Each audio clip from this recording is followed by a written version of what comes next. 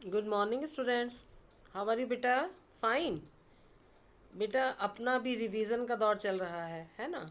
और अपन ने मेधा का पाठ एक जो कविता है उसको रिवाइज कर लिया है, उसके क्वेश्चन आंसर्स बुक एक्सरसाइज सब कर लिया है। और इसका पाठ दो है बुद्धिमान कौन, उसका अपन ने भाग एक पढ़ लिया। आज अपन इसका भाग दो पढ़ेंगे। और भाग एक में अपन ने पढ़ा कि पाटलिपुत्र नगर में चार मित्र रहते थे और उनमें तीन मित्र थे, गुणीराम, मणिराम और ज्ञानदेव।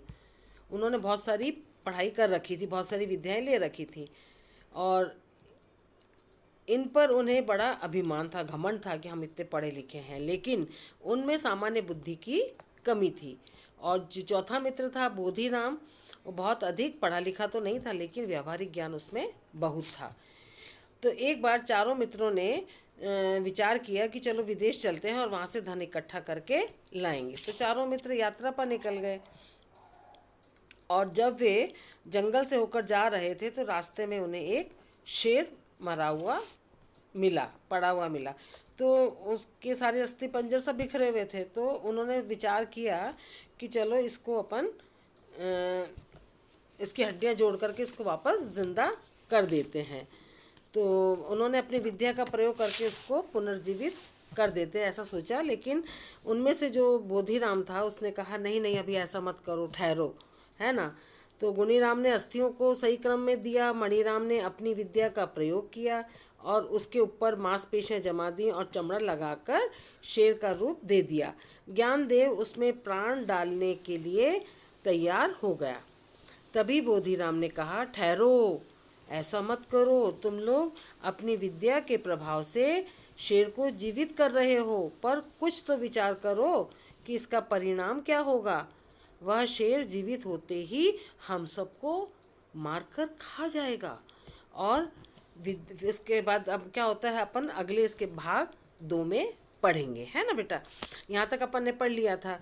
भाग दो में है विद्या के अभिमानी उन युवकों को अपनी विद्या का दिखावा करना ही था।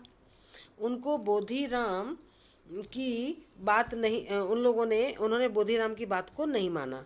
और तब बोधिराम ने कहा यदि तुम्हें अपनी विद्या का चमत्कार दिखाना ही है तो दिखाओ, परंतु एक क्षण ठहर जाओ। जब मैं इस वृक्ष पर चढ़ जाऊं तब तुम इस शेर को जीवित करना। इतना कहकर वह पास के एक वृक्ष पर चढ़ गया। बुद्धिराम कहाँ चढ़ गया? एक पेड़ के ऊपर चढ़ गया और उन तीनों दोस्तों को कहता है कि अभी तुम रुक जाओ, दो मैं मुझे चढ़ जाने दो, पर फिर तुम अपना चमत्कार दिखाना। अब ज्ञानदेव ने अपनी विद्या का प्रयोग करके शेर में प्राण फूंक दिए। प्राण फूंकना मैंने उसके अंदर जान डाल दी, ठीक है। और उसके बाद है जीवित होते ही शेर ने अपने सामने तीन युवकों को खड़े देखा। उसने झपटकर तीनों युवकों को मार डाला। इस प्रकार पेट भरकर वह अपने रास्ते चला गया। कौन? शेर, जो मरा पड़ा था और इन्होंने अपनी विद्या से उसको जिंदा किया था, तीनों दोस्तों ने, है ना। और शेर के जाने के बाद बोधिराम पेड़ से उतरा। अपने तीन मित्रों की अस्थियां देखकर वह बुदबुदाया, शास्त्रों और विद्याओं में कुशल होना काफ़ी नहीं है। बड़बड़ाया वो, मतलब कि केवल शास्त्र और विद्या सीखकर हम सब कुछ नहीं कर सकते, अच्छे बुरे का व्यावहारिक ज्ञान होना भी ज़रूरी है।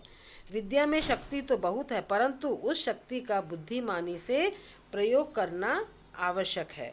अन्यथा, अन्यथा माने वरना, अन्यथा वह शक्ति हमारा ही विनाश कर सकती है। वो ज्ञानदेव जो है अपने मन में ही बुदबुदाया, सॉरी बोधिराम, बोधिराम अपने मन में बुदबुदाया कि खाली पढ़ाई, किताबी पढ़ाई ही पर्याप्त नहीं है, हमें अपना व्यवहारिक ज्ञान भी रखना चाहिए। अब बेटा ये अपन पेज नंबर 15 पर आ जाते हैं। पेज नंबर 15 पर येलो बॉक्स में क्या है? शब्दार्थ। शब्दार्थ उंगली लगाएंगे जहाँ मैं पढ़ रही हूँ बेटा। अभिमान, अभिमान माने घमंड। बिखरा, बिखरा मैंने फैला हुआ, इधर उधर पड़ा हुआ होना। उसके बाद पुनर्जीवित करना माने दोबारा जिंदा करना। अस्थि, अस्थि माने हड्डी। और अभिमानी, अभिमानी मैंने घमंडी। प्राण फूंक देना, जिंदा करना।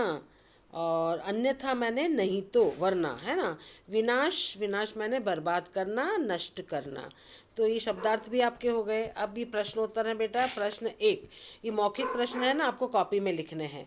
तो शब्द पहले आप लिखेंगे पाठ का नाम ऊपर, फिर शब्दार्थ, श्रुतलेख के शब्द, और फिर आप ये मौखिक प्रश्नों के उत्तर अपनी कॉपी में लिखेंगे। और बुक वाले जो प्रश्न हैं उनके उत्तर बुक में ही आपको लिखना है। का प्रश्न है, चारों मित्र कहाँ रहते थे? इसका उत्तर है, चारों मित्र पाटलिपुत्र नगर में रहते थे। और अगला ख प्रश्न है, चारों मित्रों ने क्या निश्चय किया? उत्तर है इसका, चारों मित्रों ने विदेश जाकर धन कमाने का निश्चय किया। ग है, मरे हुए शेर में प्राण किसने फूंके? इसका उत्तर है, मरे हुए शेर में प्राण ज्ञानदेव ने फूंके। घ है, चारों मित्रों में से किसकी जान बच गई? चारों मित्रों में से बोधिराम की जान बच गई। और अब है बेटा प्रश्न 2, इन प्रश्नों के उत्तर लिखिए।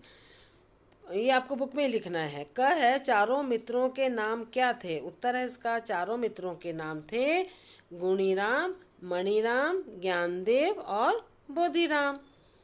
अब ख है, जंगल के रास्ते से होकर चारों मित्र कहाँ जा रहे थे?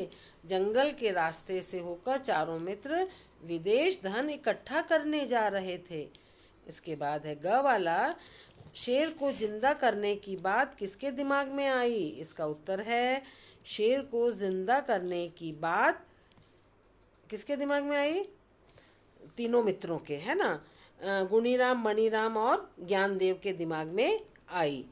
और घ वाला है, बोधिराम ने अपने मित्रों को किस बात के लिए मना किया और क्यों? बोधिराम ने अपने मित्रों को शेर को पुनर्जीवित करने के लिए मना किया, क्योंकि शेर जीवित होते ही उनको खा जाता था।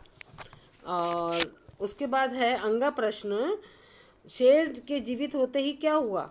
शेर के जीवित होते ही शेर ने झपटकर तीनों युवकों गुणीराम, मणिराम और ज्ञानदेव को मार डाला और पेट भरकर अपने रास्ते चला गया। और लास्ट वाला प्रश्न है बेटा च वाला, बोधिराम मरे पड़े मित्रों को देखकर क्या बुदबुदाया? इसका उत्तर है, बोधिराम मरे पड़े मित्रों को देखकर बुदबुदाया, शास्त्रों और विद्याओं में कुशल होना काफ़ी नहीं है, अच्छे बुरे का ज्ञान होना भी ज़रूरी है। तो बेटा अपना इसका भाग 2 और इसके शब्दार्थ और प्रश्नोत्तर अपन ने रिवाइज कर लिए हैं। बाकी की बुक एक्सरसाइज अपन कल करेंगे। धन्यवाद। इसको आपको रीड करना है बेटा।